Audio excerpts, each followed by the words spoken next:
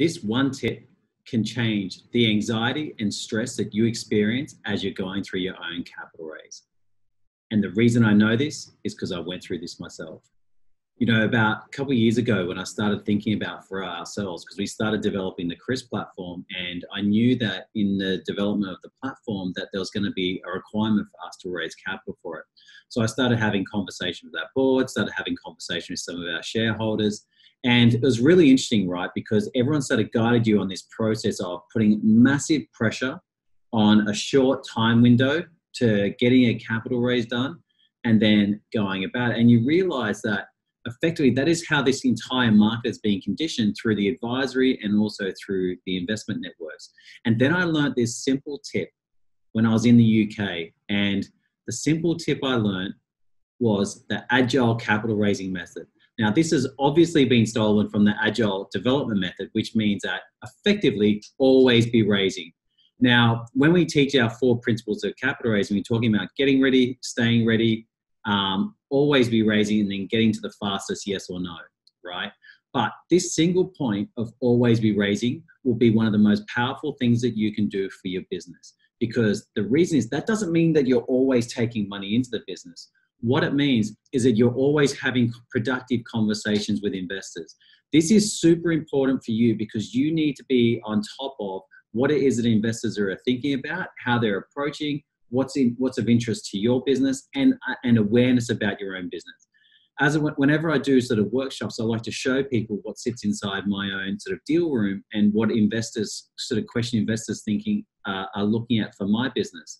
That for me has been massively helpful. But what I realize is that for me, I'm always having conversations with investors, because if you're just gearing up once every 2 years to do a capital raise, what then happens is you put so much pressure and anxiety on yourself on the capital raise.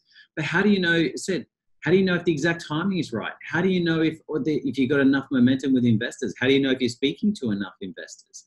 How do you know, how do you know you've got everything in the right place to get that opportunity across the line for the actual investment strategy?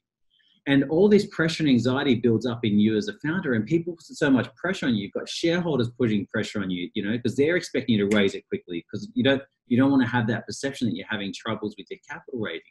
Likewise, you've got the other issue that, you could have advisors saying to you, oh, you need to do this in X amount of time.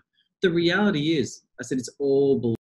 It's absolutely all bullshit, right? Everyone wants to put pressure on you because it suits them to get the capital raise done in the short.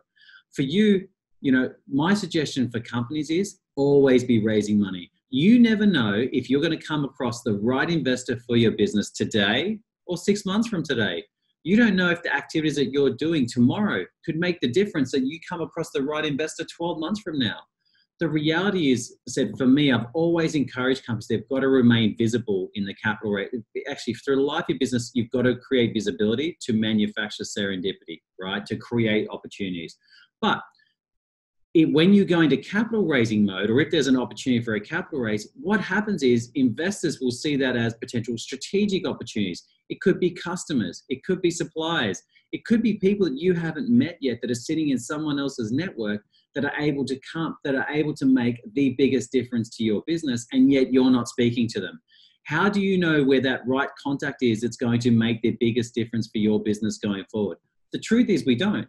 We just have to keep on putting ourselves out there. But the capital raise, if you're always raising capital, if you're remaining agile in that process, you're giving other people the opportunity to participate in your raise. And that is super important in going through the process. So hope that's helpful. Always be raising, keep agile in the process, and look forward to providing more content shortly.